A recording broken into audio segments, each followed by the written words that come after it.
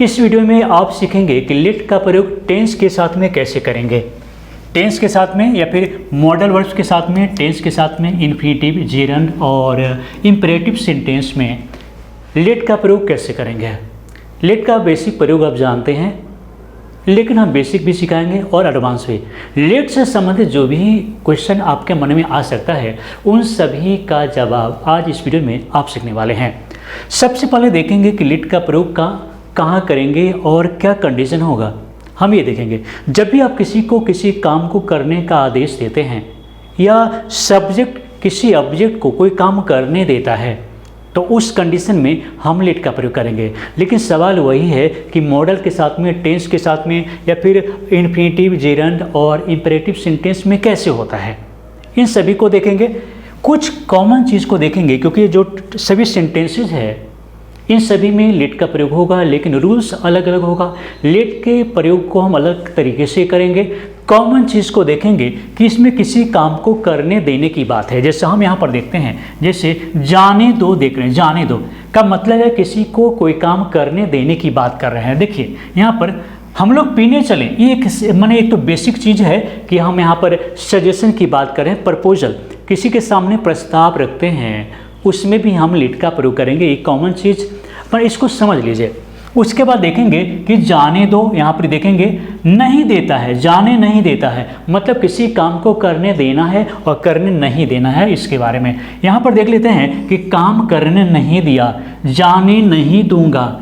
यहाँ देखेंगे चिल्लाने नहीं दे सकता हूँ या फिर सीखने देना चाहिए या फिर मरने देना, किसी काम को करने देना, ये तो आप समझ गए हैं। जो बेसिक कंसेप्ट है लेट के प्रयोग में, जो हार्ड है, एडवांस में हमें सीखना पड़ता है, वो मेन क्या है, उसका मेन मीनिंग है किसी काम को करने देना। अब उससे आप मॉडल के साथ यूज़ कर लीजिए, टेंस में या फिर आप इन्फिनिटिव, जेरंड किसी में यूज़ कर लीजिए। लेकिन जो बेसिक मूल मीनिंग है कि किसी काम को करने देना, और मेन वर्ब की तरह भी यूज़ करेंगे। इसे हम इस वीडियो में डिटेल में समझने का प्रयास करते हैं। इस वीडियो में आगे बढ़ने से पहले हम इसे देख लेते हैं ताकि जो भी सेंटेंस को हम लेट के प्रयोग से बताने जा रहे हैं उसे आप आसानी से समझ पाएंगे। तो सबसे पहले हम देख लेते हैं कि लेट का प्रयोग हम क्यों करेंगे जब भी किसी काम को करने देना की बात हो। इंग्लिश में इसका मीनिंग क्या होगा, जैसे अलाउ, परमिट या give permission to do something. किसी को आप आदेश देते हैं किसी काम को करने का, तो उसमें आप लेट का प्रयोग कर सकते हैं। कोई ज़रूरी नहीं है कि लेट का प्रयोग ही करें, आप चाहें तो अलाउ का प्रयोग कर सकते हैं, आप चाहें तो परमिट का यूज़ कर सकते हैं, या इसी चीज़ को बताने के लिए आप इस तरह का ये पूरे स्ट्रक्चर को, फ्रेज को यूज़ कर सकते हैं। लेट का प्रयोग कैसे करें, जैसे लेट के साथ में हम ऑब्जेक्ट का यूज़ करेंगे, उसके बाद बेयर इन्फिनिटिव। लेट के साथ में बेयर इन्फिनिटिव का यूज़ होता है।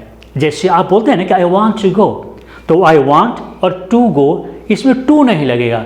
जैसे लेट का प्रयोग जब भी करेंगे तो इसके बाद में जो वर्ब आने वाला है उसमें टू का प्रयोग नहीं होगा, इससे दिमाग में रखना है। सेंटेंस के जरिए हम देखेंगे, जैसे मान लीजिए हम बोलते हैं लेट मी गो, देखिए टू का प्रयोग नहीं हुआ, क्यों? क्योंकि इसके साथ हमें यूज़ करना है विदाउट टू वर्ब। बिल्कुल बेसिक चीज़ हम बताने जा रहे हैं। लेट का प्रयोग पैसिव फॉर्म में नहीं करेंगे। जैसे मान लीजिए कि हम टीच का प्रयोग करते हैं तो ही टॉट बोलते हैं, यानी कि हम पैसिव फॉर्म में यूज़ कर सकते हैं, लेकिन लेट का प्रयोग पैसिव फॉर्म में यूज नहीं होगा, इसे समझना है। It is used as imperative sentence. Let का प्रयोग हम इंपेरेटिव सेंटेंस की तरह भी यूज़ करते हैं। अब देखेंगे लेट दो प्रकार का देखते हैं। लेट्स, एक लेट्स है यहाँ पर अपस्ट्रॉफ नहीं लगा हुआ है, दूसरा है कि अपस्ट्रॉफ लगा हुआ है। तो जो पहला अपस्ट्रॉफ नहीं लगा हुआ है ये है सिंगुलर वर्ब, मतलब वर्ब 5 है। मान लीजिए हम सिर्फ ऐसे लिखते हैं, तो ये जो है वर्ब 5 है, ये वर्ब 5 है। लेकिन अगर हम लिखते हैं ऐसे अपॉस्ट्रोफ एस लिखते हैं तो ये क्या है, लेट अस का कॉन्ट्रैक्शन है, मतलब शॉर्ट में लिख रहे हैं लेट अस को। अगर बेसिक कंसेप्ट ठीक हो गया हो, मतलब लेट के बारे में हमने जो भी बताया है समझ में आ गया है, तो सेंटेंस स्ट्रक्चर को देख लेते हैं कि लेट के प्रयोग से किन किन तरह का सेंटेंस स्ट्रक्चर बन सकता है। क्योंकि स्पोकन और रिटन में सेंटेंस स्ट्रक्चर ही काम आता है, जब हम जानते हैं कि इसका फॉर्मेट क्या होगा, इस सेंटेंस का हम इस सेंटेंस को कैसे लिखेंगे।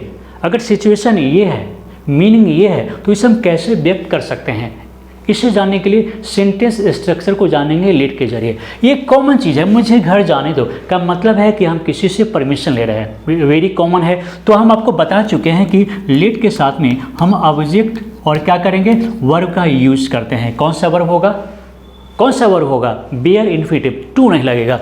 तो मुझे घर जाने दो, तो हम क्या करेंगे, मान लीजिए आप बोल रहे हैं कि मुझे घर जाने दो, तो हम सिंपल में बोलेंगे let me go home. Let me go home, ये बिल्कुल आसान है। Let me do this work, let me sit here, let me sleep, let me talk to him. मतलब किसी काम को करने देना है, किसी को से परमिशन लेना है। कोई ज़रूरी नहीं है कि आप लेट का प्रयोग ही करें, क्योंकि जब आप इंग्लिश सीख लेते हैं तो किसी भी चीज़ को कई तरीके से बोल सकते हैं। तो हम यहाँ पर अलाउ का प्रयोग कर सकते हैं, अलाउ का प्रयोग कर सकते हैं। लेकिन अंतर क्या हो जाएगा, जैसे ही आप अलाउ का प्रयोग करेंगे तो ये जो गो है, यानी कि यहाँ पर टू नहीं लगाए हैं, तो यहाँ पर टू लगाना पड़ेगा। जैसे allow me to go home, हम ऐसे लिख सकते हैं जैसे allow me to go home. एक चीज़ को कई तरीके से बोला जा सकता है, जैसे लेट मी गो होम ना बोल के आप बोल सकते हैं allow me to go home. Let के प्रयोग से आप किसी को प्रस्ताव रख सकते हैं किसी के सामने कि हम लोग ये काम करें। प्रस्ताव का मतलब प्रपोजल किसी के सामने रख सकते हैं कि हम लोग इस काम को करें। जैसे हम लोग चाय पीने चलें, तो कैसे बनाएंगे हम इसे, हम क्या करेंगे, हम लिखेंगे लेटस, या फिर इसे हम लेट्स भी लिख सकते हैं। तो let's go to take tea, to take tea. अब कुछ लोग सोचेंगे कि टू तो नहीं लगाना था, तो यहाँ पर मैंने टू का प्रयोग नहीं लगाया है, इधर टू का प्रयोग हुआ है, ठीक है। तो मेन जो वर्ब है ये इन्फिनिटिव है, तो मेन जो वर्ब है उससे पहले टू का प्रयोग नहीं करेंगे। अगर कर देंगे तो रॉन्ग हो जाएगा। और यहाँ पर अलाउ का प्रयोग भी इसके जगह पर नहीं कर सकते, क्योंकि इसमें हम किसी को प्रस्ताव दे रहे हैं, किसी को एक विचार करने के लिए दे रहे हैं कि हम लोग चाय पीने चलें। ऐसा जहाँ पर प्रस्ताव दे रहे हैं वहाँ पर लेट का प्रयोग करेंगे, अलाउ का प्रयोग नहीं करेंगे। मतलब सिचुएशन को समझना जरूरी है। लेट का प्रयोग इस तरीके से भी बना सकते हैं, जैसे बच्चों को सड़क पर मत जाने दो। अगर हम डोंट का प्रयोग करके बनाते हैं तो ये थोड़ा सा ज़्यादा एम्फैटिक हो जाएगा। मतलब आप जोर देकर बोल रहे हैं कि बच्चों को सड़क पर मत जाने दो, तो डोंट करके, नहीं तो आप जैसे लेट अस नॉट प्ले बोल देंगे, हम लोग वहाँ नहीं चले, let me not to do this work, तो वो नहीं करके आप डोंट से बोलेंगे तो स्पोकन के लिए या रिटन के लिए भी बेहतर होगा। जैसे मान लीजिए बच्चों को सड़क पर मत जाने दो, तो चलिए हम डोंट से स्टार्ट करते हैं। किसी को मना करने के लिए डोंट, और उसके बाद लेट का प्रयोग, और उसके बाद ऑब्जेक्ट क्या है, तो यहाँ पर चिल्ड्रेन है ना। तो don't let the children, don't let the children go on the road, on the road, don't let the children go on the road. बच्चों को सड़क पर मत जाने दो, उससे इस काम को नहीं करने दो, उससे इतनी देर वहाँ मत रुकने दो, उससे इस समय बाजार मत जाने दो। किसी को ऐसा कहना है तो डोंट के बाद में फिर लेट का प्रयोग करेंगे। यहाँ ऑब्जेक्ट कोई भी आ सकता है, उसके बाद यहाँ पर वर्ब कोई भी आ सकता है, और यहाँ पर कंप्लीमेंट कोई भी वर्ड या फ्रेज आ रहा है उससे हम लिख सकते हैं। लेट का प्रयोग हम टेंस में कैसे कर सकते हैं, किसी भी टेंस के साथ में लेट का प्रयोग कर सकते हैं, लेकिन एग्जाम्पल के लिए हम सिंपल प्रेजेंट का यूज़ करते हैं। जैसे वह मुझे चैन से जीने नहीं देता है, स्वाभाविक है कि हम इसे कैसे बोलेंगे, तो डज नॉट का यूज़ करेंगे। तो हम कैसे यूज़ करेंगे ठीक से देख लीजिए। जैसे ही does not let me leave peacefully. हम टेंस को अगर जानते हैं तो इसे मेन वर्ब के रूप में यूज़ कर सकते हैं। जैसे he doesn't let me leave peacefully, और हम यहाँ पर चाहें तो अलाउ का प्रयोग कर सकते हैं। हम यहाँ पर चाहें तो लेट की जगह पर अलाउ, लेकिन अंतर क्या हो जाएगा, अगर हम यहाँ अलाउ का यूज़ करेंगे तो ये यहाँ पर टू का यूज़ करना पड़ जाएगा। फिर से देखेंगे, ही does not let me leave peacefully, वह मुझे चैन से जीने नहीं देता है।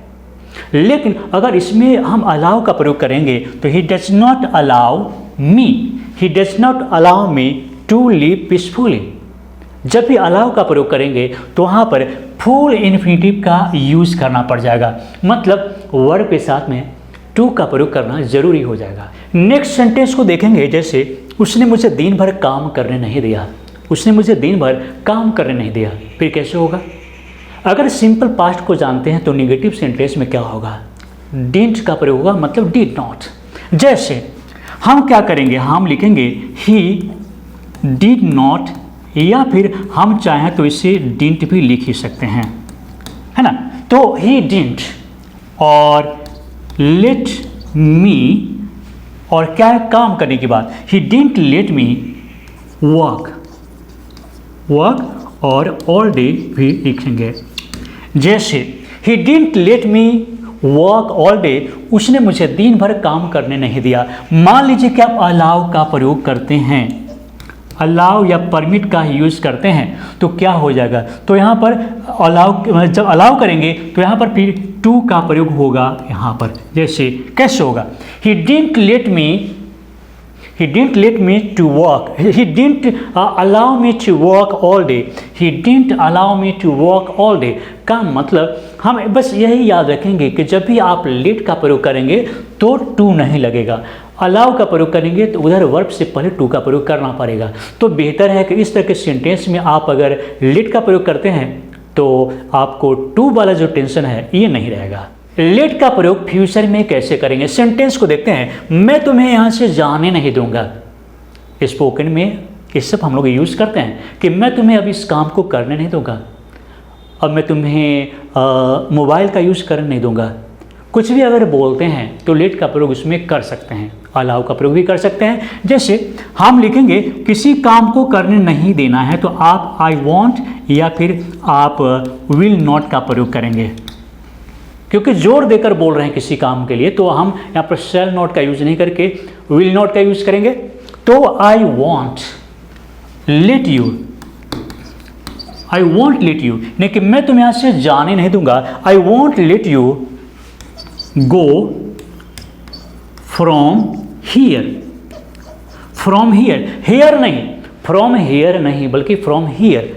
तो I want let you go from here, मैं तुम्हें यहाँ से जाने नहीं दूंगा। लेकिन मान लीजिए कि वही अगर हमें अलाउ का प्रयोग करना है, अलाउ का प्रयोग करना है, I want allow you to go from here, I want allow you to go from here, ऐसे बोलेंगे। लेकिन सिंपल क्या है कि I want let you go from here, I want let you go from here. Let का प्रयोग model में भी कर सकते हैं, चाहे कोई भी मॉडल वर्ब्स हो, सेंटेंस क्रिएट करके आप उसे बना सकते हैं। अगर मॉडल का प्रयोग जानते हैं तो लेट को उसमें इंक्लूड करना कोई बड़ी बात नहीं है। तो हम इसमें सेंटेंस को देखेंगे, मैं तुम्हें वर्ग में चिल्लाने नहीं दे सकता हूँ, जैसे किसी काम को करने नहीं दे सकता हूँ, तो हम क्या करेंगे, हम डायरेक्ट आई कांट का यूज़ करेंगे, आई कांट लेट यू, और इसके बाद किसी भी वर्ब का यूज़ कर सकते हैं कि I can't let you do this work, I can't let you sit here, मैं तुम्हें बैठने नहीं दे सकता हूँ, आई कांट लेट यू। और यहाँ पर क्या है कि मैं तुम्हें वर्ग में चिल्लाने नहीं दे सकता, तो I can't let you shout, I can't let you shout in the classroom, in the classroom. I can't let you, अगर आप चाहते हैं कि ये बिल्कुल जुबान पर है तो छोटे से चीज़ को याद रखना पड़ेगा, जैसे I can't let you, I can't let him, I can't let them, और इसके बाद जो भी वर्ब का यूज होता है आप उसे कर सकते हैं। अलाउ का प्रयोग भी कर सकते हैं, वर्ब से पहले टू का प्रयोग करना होगा। लेट का प्रयोग मॉडल वर्ब के सूट के साथ भी कर सकते हैं, मतलब कोई भी मॉडल वर्ब हो उसमें हम लेट का प्रयोग कर सकते हैं। सेंटेंस जैसे देखेंगे यहाँ पर, हमें अपने बच्चों को अंग्रेजी सीखने देना चाहिए, शुड का प्रयोग होगा। इस तरह का जब भी सेंटेंस हो तो हम क्या करेंगे, हम लिखेंगे we should let, we should let, और अपने बच्चों को, तो हम क्या करेंगे, आवर चिल्ड्रेन, आवर चिल्ड्रेन। जैसे we should let our children learn English, अंग्रेजी सीखने देना चाहिए, तो लर्न इंग्लिश। और इसी तरीके से हमें अपने बच्चों को वहाँ नहीं जाने देना चाहिए, हमें अपने बच्चों को सड़कों पर नहीं जाने देना चाहिए। अगर लेट का प्रयोग आप सीख गए हैं, मान लीजिए बेसिक कंप्लीट है, बेस को समझ गए हैं कि लेट का प्रयोग मेन वर्ब की तरह कहीं भी कर सकते हैं, तो इससे आप इन्फिनेटिव और जिरंड की तरह यूज़ कर सकते हैं। जैसे आप कभी कभी बोलते हैं कि टू प्ले इज यूजफुल या प्लेइंग इज यूजफुल, तो प्ले एक मेन वर्ब है, तो लेट को भी मेन वर्ब की तरह यूज़ कर सकते हैं। मान लीजिए यहाँ पर सेंटेंस है, नागरिकों को भूख से मरने देना या भूखे मरने देना सरकार के लिए शर्म की बात है। तो भूख से मरने देना किसको? नागरिकों को। तो हम क्या करेंगे, हम टू से बनाते हैं, to let citizens to let citizens starve, to let citizen starve, starve means होता है भूख से मरना, तो टू लेट सिटीजन्स स्टार्व या टू लेट के जगह पे हम लेटिंग का यूज कर सकते हैं। कैसे करेंगे हम देख लेते हैं फिर से।